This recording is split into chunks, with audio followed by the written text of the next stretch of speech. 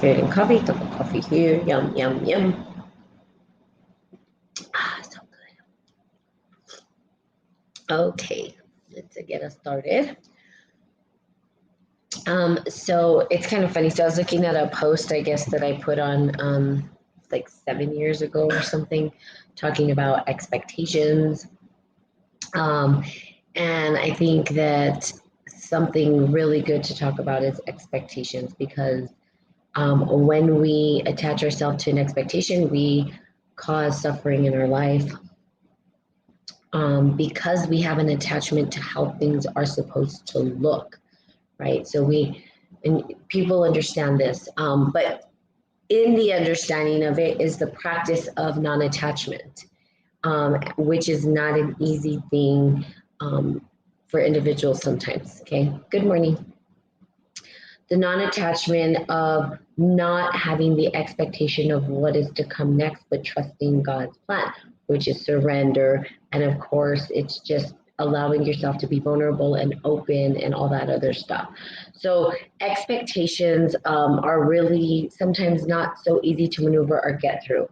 And that's because we expect that things should show up the way we think they should show up, right? If I do this, it's cause and effect. If I do this, then that.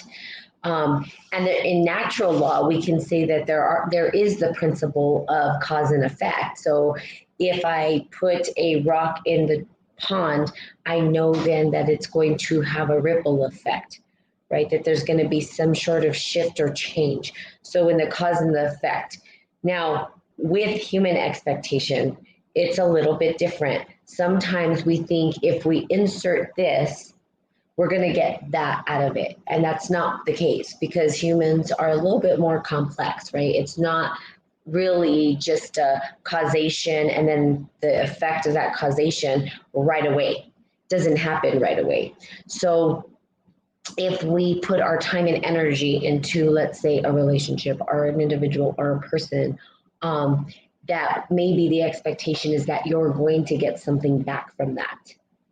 And that expectation, when you don't get it back, becomes the suffering around it because you're expecting something instead of just allowing God's plan to unfold the way it's supposed to. That is not, again, it's not an easy task because the cause and effect. So when we're looking at the cause, asking yourself or getting to the root of that is like, why am I putting so much energy into this? What am I expecting to get out of this? If the answer is truly nothing, like I don't plan to get anything out of this, then whenever you don't get something back, you wouldn't be upset about it.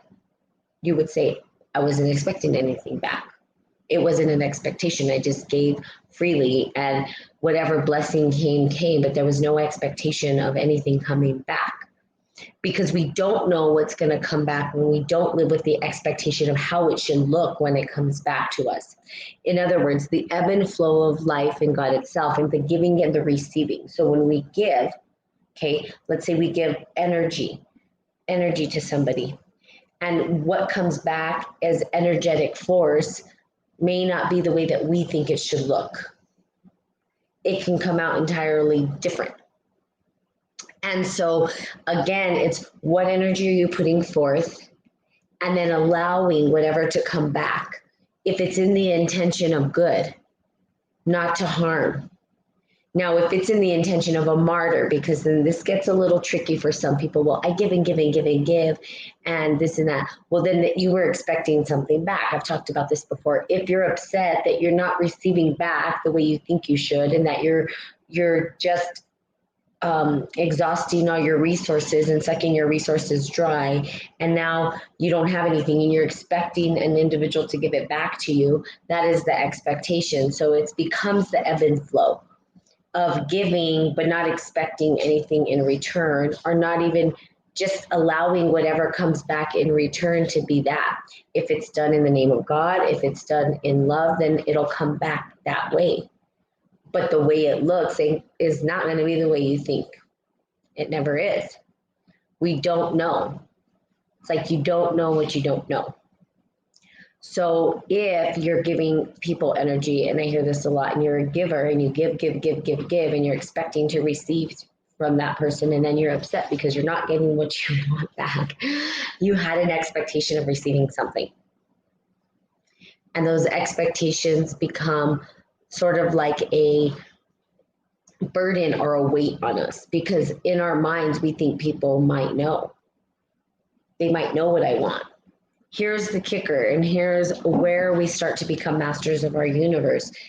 We get to communicate. It's very simple. Communication. When you're able to speak authentically, when you're able to communicate authentically, when you're able to open up your heart and communicate what's coming up for you, you get a little closer to receiving what it is that you're asking for. But if you're not clear, about what it is, good morning, Pika 1975. If you're not clear about what it is that you're wanting, you're going to get distortion that shows up. It's a distortion in the force field. Good morning, those on live. Just say good morning, because I don't know who's on here. It's not showing me. But I like to say good morning to people, so please say good morning. So dropping into the ebb and flow and trusting God's plan is trusting the very people or energy that shows up in our force field. What is showing up in our force field? What is arising from our force field? If we looked at ourselves, and this would be a good way to look at it, if you just put a radius around you, let's just say you put 3 feet around you, all like a big circle, okay? It's like a globe. And this is, like my friend said, the snow globe. But let's just say that there's this globe around you. And on the base of the globe, you're standing on soil, okay? And that soil that you're standing on, you're putting seeds into that soil. And then from the soil, things arise within that space. And each little, good morning, Ignacio, each seed that we plant, each seed that starts to sprout from that bubble, right, or the platform that we're standing on, impacts the energy within that bubble. It has a connection. It is the cause and the effect. So if you wanted to visualize it, you could close your eyes and you can say, I'm standing on this fertile soil. And that fertile soil has trees, and I've put plants in there, and now I have trees that are bearing fruit, or I have weeds. It's asking yourself, who is in your snow globe? Who is in that globe, that your protection globe area? And on the soil that you stand on in that globe, what fruits are being, what are you bearing? What fruits are you bearing from that? Who is in your force field? The people that are in your force field are the fruits of the seeds that you've planted. Now, that could be the subconscious mind. So getting clear, well, if I see distortion, what's still in the subconscious mind that hasn't been released, that is showing up in the space, good morning, Suze, in this snow globe. So if, again, looking at yourself, maybe 3 feet all around is this globe, you're standing on it, and on the ground, you're looking at the fruits or the seeds that you're putting into the ground and how they're sprouting up. Those seeds that are coming up are impacting the very atmosphere of this globe. So if you were a microcosm of the macrocosm, so basically you are a little universe, okay? And your little universe has all of this energy around it, okay, a force field. And if you said this microcosm universe, which is your body, stands on ground that's fertile ground and has seeds that sprout, then you're asking yourself, what is the fruit of thy labor? What is the fruit of thy subconscious mind? Those are questions you can ask yourself, and look around you and say, is this the fruit that I want to eat from? Because the fruit can be poison. look at the Hunger Games. I like to look at movies. You know, what did they say? That most people who went into the Hunger Games would die of natural causes, mostly, not because they got killed by another participant. One of the girls in there was starving, so she started to eat berries, and the berries were poisonous.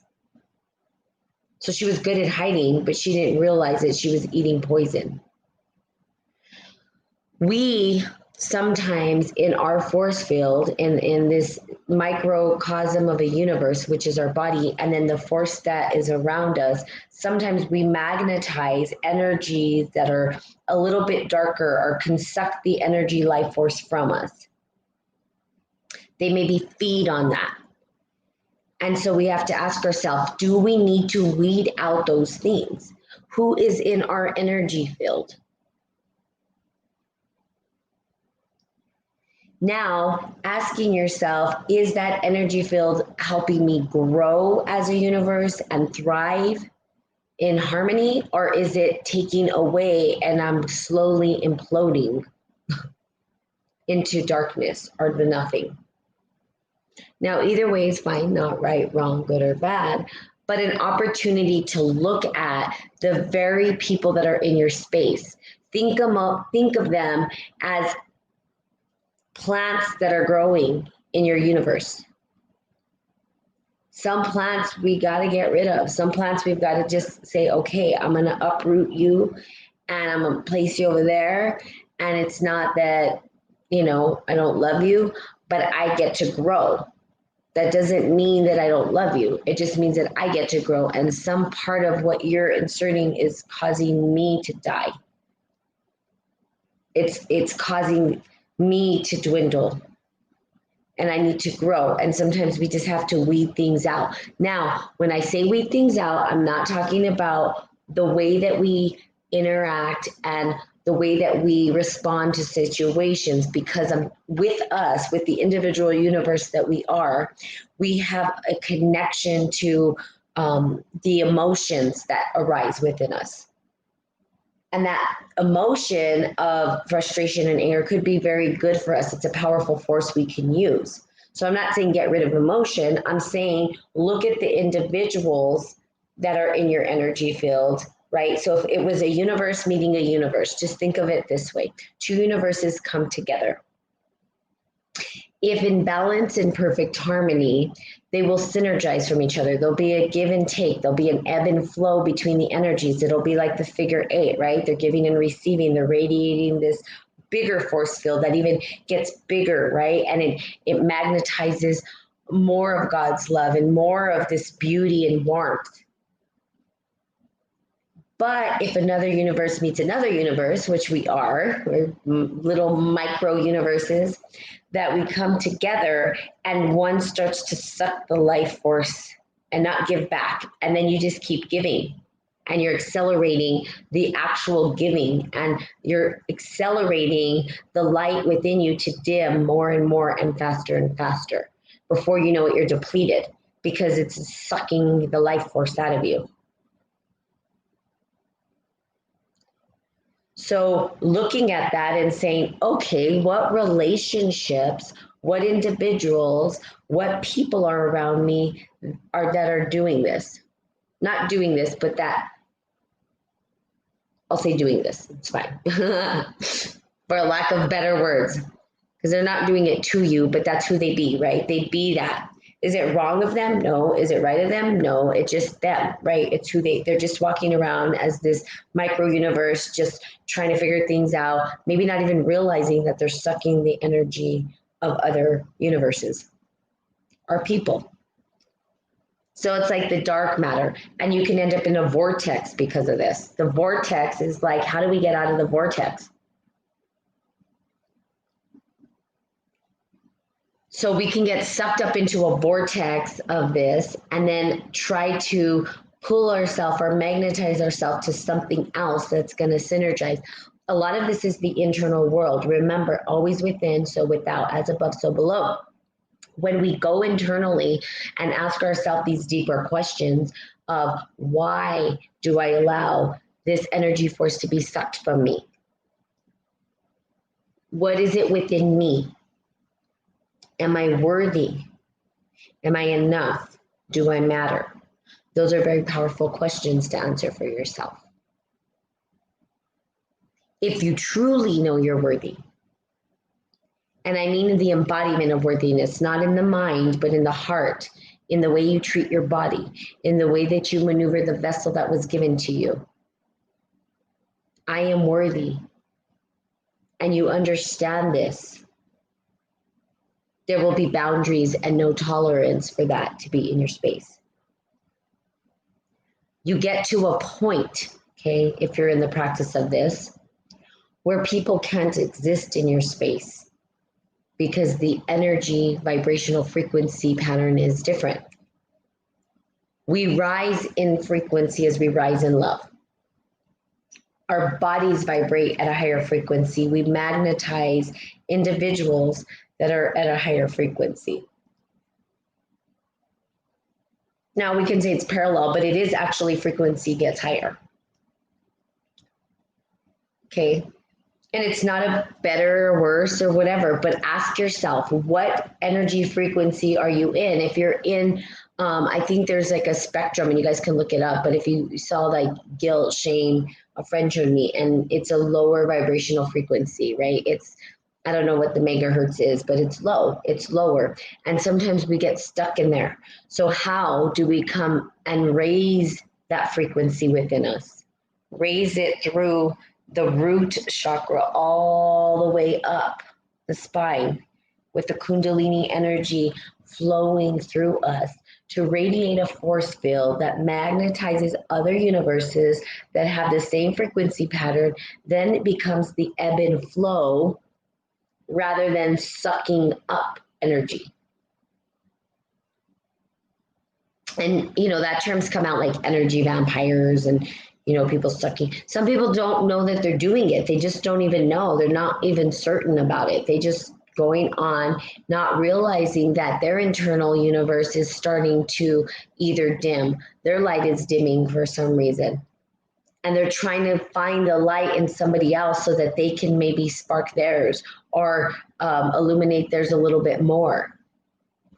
But they don't realize that it's them internally who's dimming their light, not anybody else but themselves. Remember, we can radiate the light within ourselves. We have the light of God within us.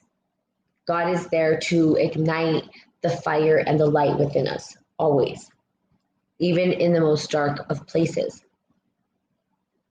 So anybody and everybody has that light within them. Do they choose to look internally to ignite the flame? Or are they looking for others to light the flame? And that's another way you could look at it. You know, or even ask yourself, if you're doing that, am I going to others to light my flame and my candle and start to illuminate me? Or am I going to God, to the source of all light? And no light, all in none, but absorbing it and asking God to light the flame within. Ignite it and allow it to grow. We grow it through who we have in our force field.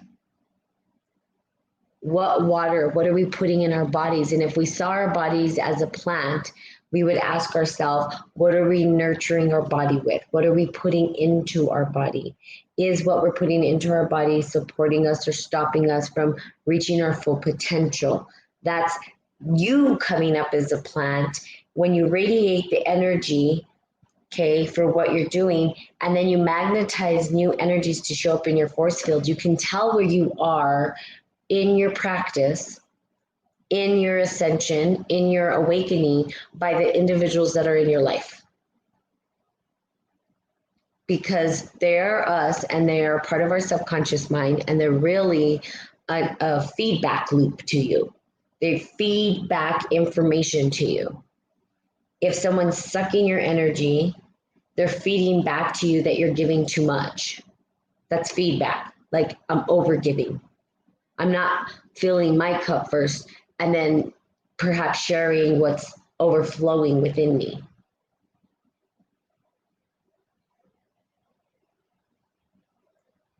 So again, or I'm giving and giving and giving to the point where, again, I'm depleted. I have nothing. So you're allowing that force to be sucked out of you. Tells you it's a good indication of where you are.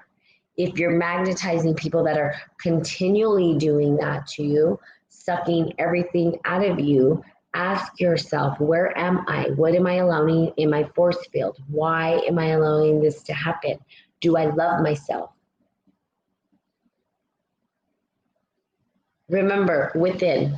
And you can see it in the scriptures. You guys know this. It's always an internal job. It's not an external job. The answers are never external.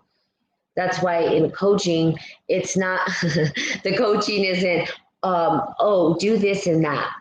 You're going to need to run 10 miles today and release that energy. That's what you should be doing. No, it's getting clear about what works for you. So if energy is being sucked from you and you know that there's someone in your space, asking yourself, am I enough? Am I worthy? Do I matter? Why do I allow this to happen? Who am I when I'm allowing this to happen? Who am I when I'm allowing this to continue? Who am I when my energy is depleted? Who am I when my energy is filled up? And recognizing that the I am will give you a clear indication of what energy force you're embodying during that time. So we embody this, okay? We embody this, and then we say, how do I maneuver through the world? Okay, so I'm looking to, perhaps I like the martyr one. I mean, that's an easy one for me to go through, where you're giving so much energy, and then people are just taking it, and you feel depleted at the end, and you feel like you're never getting anything back, and you know your stories around it and whatnot. Is the practice of giving to yourself. Try giving to yourself, and also try receiving gifts from other people. If somebody gives you a gift, and that it doesn't have to be a huge gift like a present or anything like that, but if someone tries to open the door for you, let them and thank them. How do you expect to receive if you can't receive, right? Some people be like, oh, because I've had people do that where like, I give and give and give, and then I never receive anything back. And I'm like, okay, we get to the bottom of it. I'm like, so someone's opening the door for you. What do you do? Oh, I can do it myself. Yeah, exactly. You're not even in the flow of receiving something.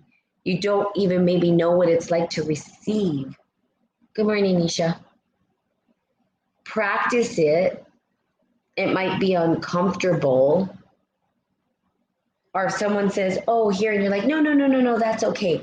That is, my dad used to tell me this, and this is what I loved about my dad. If someone gives you something, don't say no.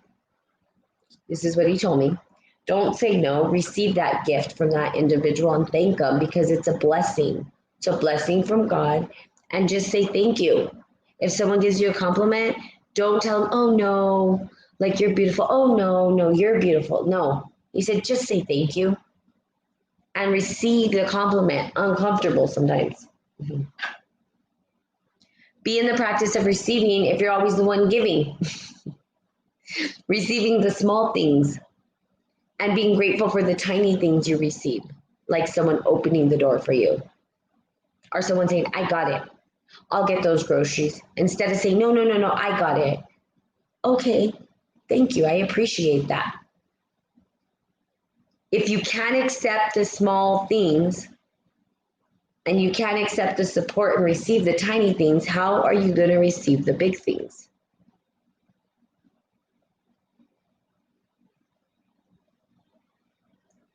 Practicing the little to get to the big, right?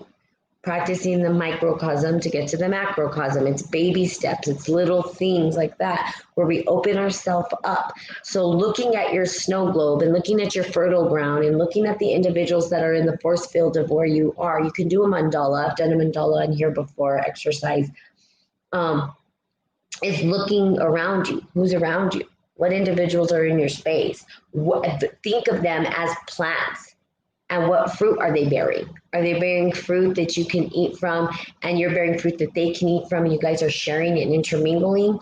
Or are they not bearing fruit, but they're taking all your fruit?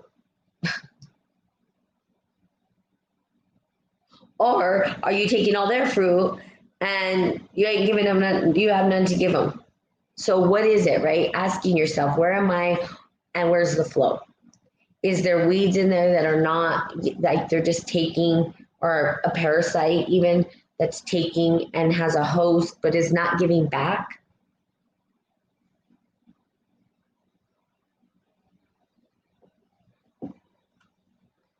Okay, so clear the energy. Or ask yourself what lessons you need to learn so that you can, there's a couple of ways to do it, right? You can cut people out. There's nothing wrong if you're cutting them out, you still love them, but you're distancing yourself in order to fulfill your cut back up. There's another way to do it, and this is the way of God. This is walking with God, is to increase your vibrational frequency. Love vibrates at a higher frequency. When we're moving our energy up and our frequency is actually elevating upward, we start to magnetize different energy, and the other energies that are maybe vibrating in shame or guilt or fear, whatever it is, and trying to suck the life force will automatically leave. There's no way that they can be around you. It just doesn't, there's no way. There's just this whole other energy field and force that you're radiating. And so it becomes like the magnets, instead of it magnetizing towards you, it just goes shoot, opposite direction.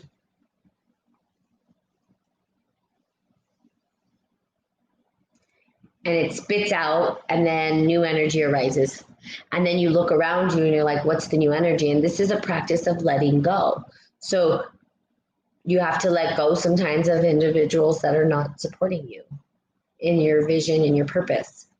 The practice of letting go, the practice of saying it's okay to let go, because I know when I do that there's going to be, if I get the lesson and I'm vibrating at a higher frequency, that I'm going to magnetize different energy into my force field. You will do that. It will radiate new energy. And by that, I mean new universes show up. And what I mean by that is new people, like whole people show up with a whole different vibrational frequency, with a whole different way of engaging life, with a whole new way of loving and connecting. And it becomes this, oh, okay, it doesn't have to be this hard. Are there people who are working on themselves like I am, and we together are in the ebb and flow of giving and receiving? And it's not a one-sided thing, but it's a both and I pick up where they leave off, and they leave off where I pick up, and they pick up where I leave off, and vice versa.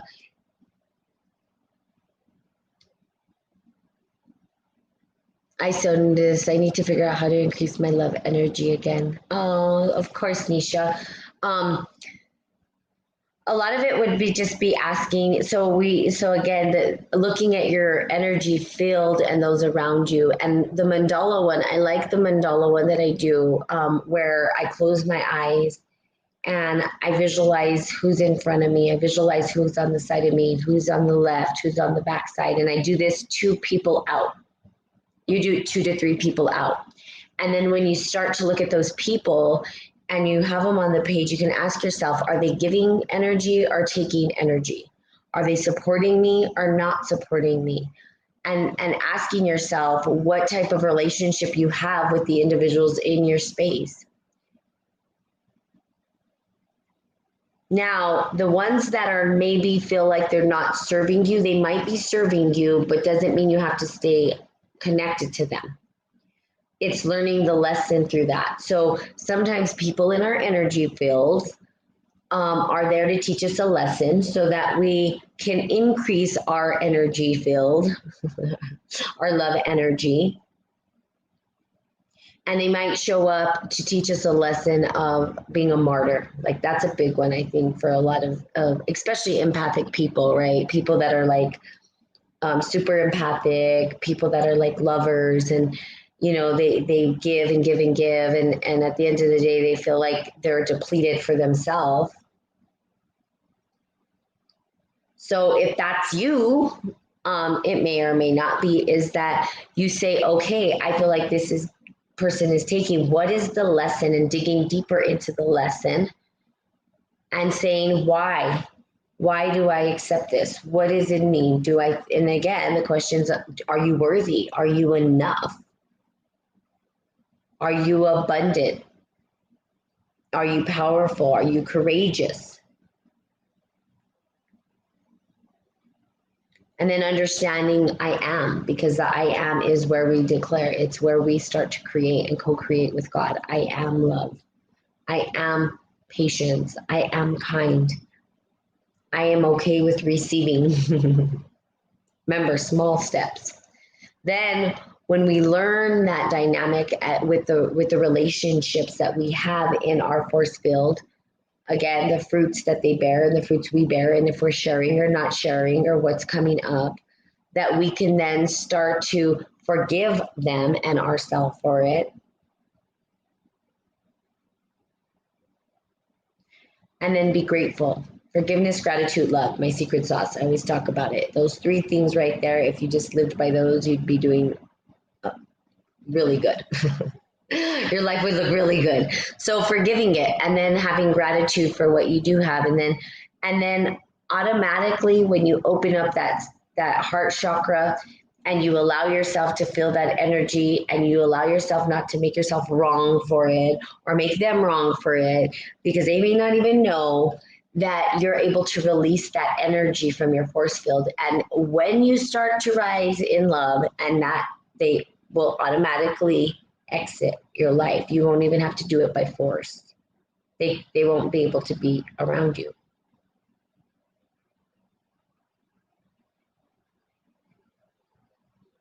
And then new energy magnetizes and arises, and new people show up in new forms of universes. The micro universe, which is our bodies, come and they show up and they're like, hey, how are you? I'm you.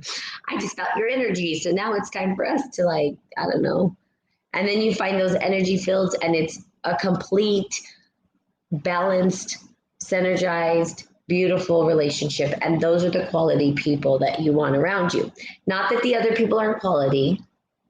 It just means that your two energy fields weren't balanced. That's it. Doesn't make them wrong. Doesn't make them bad. It just means that that energy wasn't balancing your energy, and that's okay. Remember, finding the middle path is finding the balance, the ebb and flow, the give and take, the take and receive, all of those things. Take and give, I mean, take and receive. It's like double. Just take it all.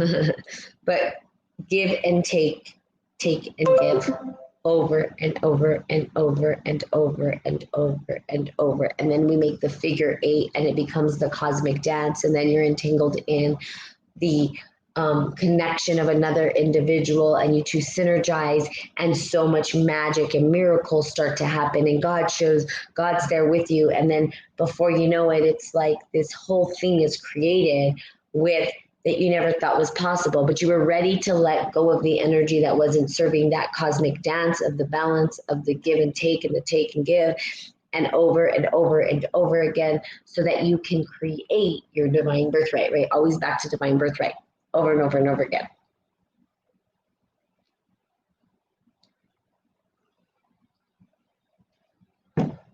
Okay. Expectations, that's where we started. Remember, when we have an expectation, it's not giving or receiving.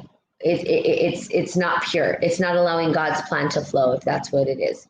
As soon as you feel the expectation, it's not God. There is no expectation with God. It's just flow. If you feel like the expectation's coming up for you, then maybe it's time to look at your force field, look at the fruits, look at your energy field, look at the fruits are the plants that are actually being grown from the very soil that you stand on. Is the fruit that's in your force field poisonous? Is it a parasite? Can you guys share fruit and it's beautiful? You give some, they give some, and you guys keep growing fruit over and over again because you guys are nurturing each other in some way? Or is it slowly pulling your life force and energy away and you're not bearing fruit anymore?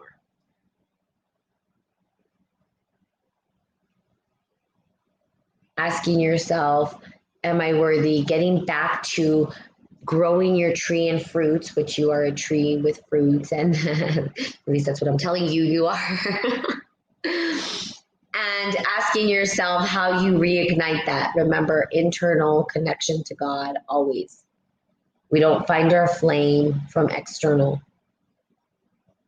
If someone is in their God self and they come into your force field and you feel that flame, it's not them, it's God. God works through people, right? Because God is within us, God is within everything. If someone is sucking out your flame, not recognizing it's God, but looking for people to suck light, they're going to be short lived because you can't suck the light out of an individual and expect your light to be shine bright. No, that comes from God. It's an internal job. We can try to suck the light out of people, but then it's like we're, again, energy vampires. We're looking for the next person to suck light out of when there's a whole light there that is the flame that burns forever, which is God, and we can just go to it to ignite our flame all the time, just over and over again. It has no end, has no beginning. It just is, and we're able to connect into that, and that's God, and that's love, and there you go. And then before you know it, you're starting to synergize that energy up your roots all the way up through the system into connection to divine beauty and radiance. Okay? So there you go. Be divine beauty and divine radiance today. Shine your light, find the energy of God within, and then just bring it up and out, and then open up your eyes and let the rays of sun shine through your fingertips. Okay? You're welcome, Nisha. Anytime. And it's really all God. I come back to these sometimes and I'm like, who is that? That is totally not Natalie. That is not me. The vessel. So radiate that light. Remember, God is the light. You can go right back to it over and over and over and over and over again. Magnetize love through the chakra system. Allow it to come out. And then that vibrational frequency, if you practice it and you meditate or whatever you do to get there, notice that if you're in the practice of this, notice how energy itself cannot be around you that is not vibrating at the same frequency. It will exit without force. It will exit without force. It won't be able to be in the light. And it'll just shoop. And then you're like, whoa, that was easy. I didn't have to force that out. It just kind of like, okay. Love you. Still love you. Okay. So there you have it. I think today's Thursday. So have a great Thursday. I will be seeing you guys tomorrow. And just have the most beautiful day. And then I have some pretty good news hopefully coming up. I think that's going to really help with Spirit and Coffee. Kind of maybe take it to the next sort of level. Okay. So love you, love you, love you. Have the best day ever. And I will talk to you all tomorrow. Bye-bye.